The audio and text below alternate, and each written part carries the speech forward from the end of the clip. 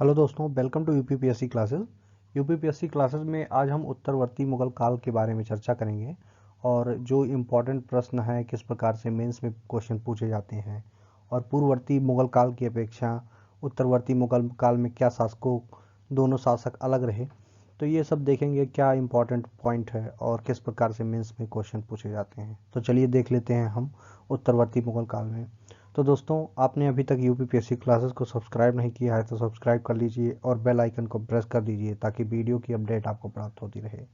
Subscribe करते हैं तो हमारा भी मनोबल बढ़ता है, हम भी वीडियो बनाते हैं दोस्तों। उत्तरवर्ती मुगल काल में अगर जो देखा जाए 1707 से लेकर के 1857 तक का ये शासनकाल रहा है। इसमें प्रथम शासक अगर जो देखा जाए इसमें बहादुर शाह प्रथम हैं और लास्ट हैं बहादुर शाह जफर। पूर्णतः 1857 तक चला है। तो इसमें देख लेते हैं कि मुगल काल पूर्ववर्ती जो मुगल काल है वहाँ तक के अगर जो देखा जाए तो बाबर, हुमायूं, अकबर, जहांगीर, शाहजहां, औरंगजेब की मृत्यु से ही पूर्ववर्ती मुगल काल को समाप्त मान लिया जाता है लगभग लगभग। और इन लोगों का जो शासक है यहाँ तक कि 1857 तक चलता है। लास्ट में बहादुर शाह जफर आ जाते हैं। इनका यही शासन चलता है। इनकी अपेक्षा वो पूर्ववर्ती मुगल काल की अपेक्षा उत्तरवर्ती मुगल काल की नीति अलग रही है। कुछ इसमें शासक जो हैं बहुत कमज़ोर रहे हैं, जो सैयद बंधुओं के द्वारा गद्दी पर बैठाए गए थे, और कुछ शासक हैं अंग्रेज़ों के द्वारा चलाए गए थे। जितने ये शासक कमज़ोर होते गए उस प्रकार से अंग्रेज़ों की सत्ता धीरे धीरे भारत में बढ़ती चली गई। और यह हम आगे चल के डिस्कस करेंगे और आगे चल के हम आप सभी को बताएंगे कि इसमें कैसे अंग्रेज़ों की सत्ता अलग अलग राज्यों पे, जो संपूर्ण राज्यों का अलग अलग दर्जा इनको दिया गया था, अलग अलग राज्य किस तरीके से स्वतंत्र होते चले गए। जैसे मैसूर हुआ, बंगाल हुआ, तो अलग अलग सब लोग स्वतंत्र होते चले गए।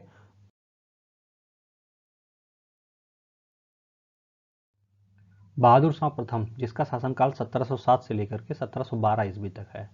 पूर्णतः मुगल कालों में एक स्थिति सामान्य रही है कि कोई किसी को इसमें उत्तराधिकारी नियुक्त नहीं करता था, और नियुक्त किया थे तो भी जो अपने पुत्रों को नियुक्त करते थे, इनका मतलब कोई लिखित ब्यौरा नहीं था कि हमारे मरने के बाद में हमारा पुत्र ही राजगद्दी संभालेगा। उसमें जो शक्तिशाली होता था उन्हीं पुत्रों में से वही शासन को संभालता था।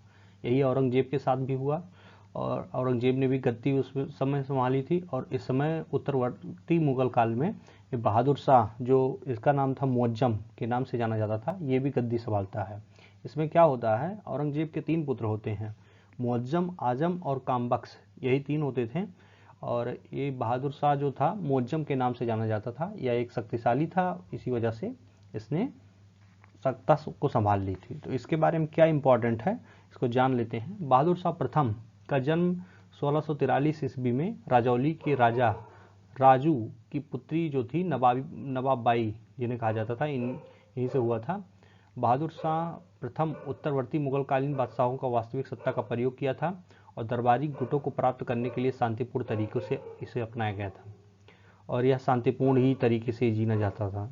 जैसे हिंदू राजाओं और सरदारों के प्रति सहिष्णुता की नीति को अपनाया और राजपूतों को उनके प्रदेशों में पुनर्स्थापित करने दिया, लेकिन सूबे के सूबेदार में परिवर्तन किया। संभाजी के पुत्र साहू जी 1689 ईस्वी में आगरा दरबार में कैद कर लिए गए थे, उन्हें 1707 में रिहा कर दिया था।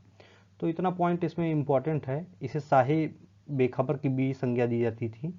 शाह आलम भी प्रथम भी कहा जाता था इसे। तो चलिए देख लेते हैं इसमें क्या इम्पोर्टेंट है। गुरु गोविंद सिंह के साथ मैत्रीय संबंध स्थापित किया था और उन्हें मनसब प्रदान किया था। तो यह इंपॉर्टेंट है, इसको आप मेंस की दृष्टि से लिख सकते हैं। और बुंदेला सरदार छत्रसाल और जाट सरदार चूड़ामणि के साथ मित्रता की नीति अपनाया था। छत्रसाल निष्ठावान पद पे भी उस समय बना हुआ था। और बंदा बहादुर के साथ बहादुर शाह प्रथम का संघर्ष हुआ था, जिसमें चूड़ामणि के बहादुर शाह प्रथम का भी सहयोग किया था। तो यह इंपॉर्टेंट है, इसको आप मेंस की तरीके से लिख सकते हैं मेंस में। बहादुर शाह प्रथम ने मराठा शासकों को सरदेश मुखी का कार्य कर दिया था उस समय, और उप प्रधान की जो चौथ कर का अधिकार नहीं दिया था, और जजिया कर पर भी प्रतिबंध लगा दिया था। इसने अपने शासनकाल में आते ही जजिया कर को पूर्णतः समाप्त कर दिया था। बहादुर शाह प्रथम मराठा शासकों को सरदेश मुखी कर को प्रदान किया और चौथ कर का अधिकार नहीं दिया। औरंगजेब द्वारा प्रदान की गई जजिया कर को ही समाप्त कर दिया। तो यह इसमें अगर जो पीटी की दृष्टि से देखा जाए तो इसमें तीनों यही पॉइंट इंपॉर्टेंट रहते हैं। इसमें इसको शाह आलम प्रथम की संज्ञा दी जाती है और संभाजी के पुत्र को इसने आज़ाद कर दिया था। और तीसरा पॉइंट अगर जो देखा जाए तो इतिहासकार खफी खान ने इसे शाही बेखबर की संज्ञा प्रदान की है। तो यही तीनों पॉइंट इंपॉर्टेंट हो जाता है। जहादर शाह, जिसका शासनकाल 1712 से लेकर के 1713 ईस्वी तक रहा है, इसमें पीटी की दृष्टि से मोस्ट इंपॉर्टेंट यही रह गया है कि इसे लंपट मूर्ख की उपाधि प्रदान की गई थी। तो यह इंपॉर्टेंट है, इसके बारे में चलिए जान लेते हैं। तो 1712 ईस्वी में बहादुर शाह प्रथम की मृत्यु के पश्चात इसके पार्थिव शरीर को एक माह तक रखकर उसके पुत्रों के बीच में उत्तराधिकार का युद्ध हुआ। इस युद्ध में ईरानी गुट का जो नेतृत्व कर रहा था उस समय जुल्फिकार कर रहा था। इसके सहयोग से जहादर शाह को इसका सहयोग प्राप्त हुआ था और जहादर शाह अपने भाइयों को पराजित कर बादशाह बन गया था। तो ये ज़बरदस्ती ही बने थे, समझ लीजिए। जुल्फिकार खां को अपना वजीर नियुक्त कर दिया था उस समय और जुल्फिकार खां के जो पिता थे असद खां, उनको एक दीवान की प्राप्ति मतलब दीवान दे दिया था। जहादर शाह बादशाह बनने के पश्चात एक लाल कुंवारी नाम की नर्तकी थी, उस पर मतलब समझ लीजिए उसका जो शासन में हस्तक्षेप बहुत ज़्यादा बढ़ गया था और संपूर्ण पदों पे जो अच्छे अच्छे पद होते थे वहाँ पे उसके रिश्तेदार वगैरह वो शासन में बैठने लगे और परिजनों को बैठाने लगी। तो यही इंपॉर्टेंट है। लंपट मूर्ख की इसको संज्ञा प्रदान की गई है। यूपी SSC PCS आल जगह हर जगह यूपी कंपटीशन में हर जगह यही पूछा गया है और ये लंपट मूर्ख इंपॉर्टेंट है इससे। चलिए देख लेते हैं अगले सरदार को। फारूक सियर, जिसका शासनकाल 1713 से लेकर के 1719 ईस्वी तक रहा है। इसमें अगर जो देख लिया जाए 1717 ईस्वी में बंगाल से ब्रिटिश प्रतिनिधित्व मंडल फारूक सियर दिल्ली दरबार में उपस्थित हुआ और इस दल में एक डॉक्टर सर्जन नाम के वो डॉक्टर थे और हैमिल्टन ने फारूक सियर के असाध्य रोग को ऑपरेशन करके ठीक कर दिया। इस कार्य से प्रसन्न होकर ब्रिटिश कंपनी को बंगाल में 3000 रुपये प्रतिवर्ष टैक्स फ्री व्यापार करने के लिए एक फरमान जारी कर दिया गया था। इसे ही ईस्ट इंडिया कंपनी का मैग्ना कार्टा कहा गया है। मैग्ना कार्टा यानी अधिकार पत्र भी कहा जाता है इसे। फारूक सियर मीर जुमला के प्रभाव में आकर सैयद बंधुओं पर अधिकार छीनना चाहता था, लेकिन सैयद बंधु उससे भी चालाक निकले और सैयद बंधु ने मराठा छत्रपति शाहू के सहयोग से 28 फरवरी 1719 के करीब फारूक सियर को गला दबाकर हत्या कर दी थी। तो इसमें क्या क्या इंपॉर्टेंट है आगे चल के और भी डिस्कस कर लेते हैं। इससे क्वेश्चन पूछे जाते हैं और PCS मेंस में भी पूछे गए हैं। तो यह 3000, इसको आप जानते रहिए, 3000 ब्रिटिश प्रतिवर्ष टैक्स दे करके और सारे राज्यों में टैक्स फ्री करवा दिया था। मतलब टैक्स वसूलने का अधिकार जो दिया गया था अंग्रेजों को अधिकार पत्र के मामले से दिया जाने लगा।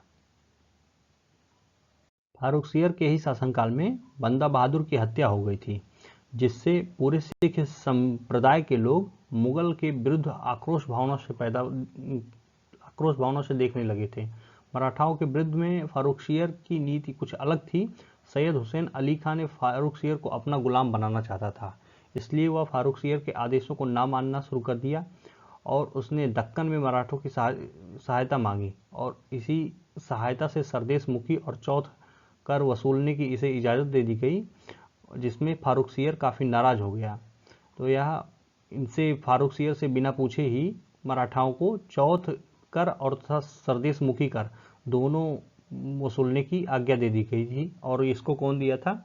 सैयद बंधु दिए थे। सैयद बंधु में आते हैं अब्दुल्ला खां और सैयद हुसैन अली। तो इनको दोनों को जानते रहिए, यही सब इम्पोर्टेंट है। ये एक बार PCS में पूछा गया है। फारूक सियर ने सैयद बंधुओं को पराजित करने का फैसला किया था। सैयद बंधुओं का जो आधिपत्य स्थापित हो गया था उस समय फारूक सियर के ऊपर और तथा इसकी सत्ता के पूरी सल्तनत के ऊपर कायम हो गया था, क्योंकि इसके दरबार में ही कुछ ऐसे लोग थे जो सैयद बंधुओं का खुलकर सपोर्ट करते थे। इसी वजह से फारूक सियर को तुरंत रास्ते से सैयद बंधु मिलकर हटा दिए। सैयद बंधुओं का जो आधिपत्य स्थान रहा है उस समय अब्दुल्ला खां थे और सैयद हुसैन अली थे। यही दोनों लोग थे जो सैयद बंधु थे और ये फारूक सियर की हत्या कर दिए थे। तो यह इम्पॉर्टेंट है। इतने प्रकार से इसके बाद में 2 शासक और आ जाते हैं। एक कहते हैं रफ़ी-उद-दरजात, जो सबसे कम समय तक शासन किया था, और इसके बाद में आ जाता है रफ़ी-उद-दौला। दोनों लगभग 3 से 6 महीने तक शासन करते हैं। इसके बाद में मोहम्मद शाह का जो शासनकाल आ जाता है इसके बाद में, जिसे रंगीला बादशाह भी कहते हैं। तो चलिए देख लेते हैं। मोहम्मद शाह, जिसे रंगीला बादशाह भी कहते हैं, जिसका शासनकाल 1719 से लेकर 1748 ईस्वी तक रहा है। तो यह इम्पॉर्टेंट रहा है। कई प्रकार से क्वेश्चन पूछे जाते हैं। सैयद बंधुओं के सहयोग से ही यह गद्दी पर बैठा था। इस प्रकार से मोहम्मद शाह के शासनकाल में सैयद बंधुओं का भी पतन हो गया था इसी के शासनकाल में।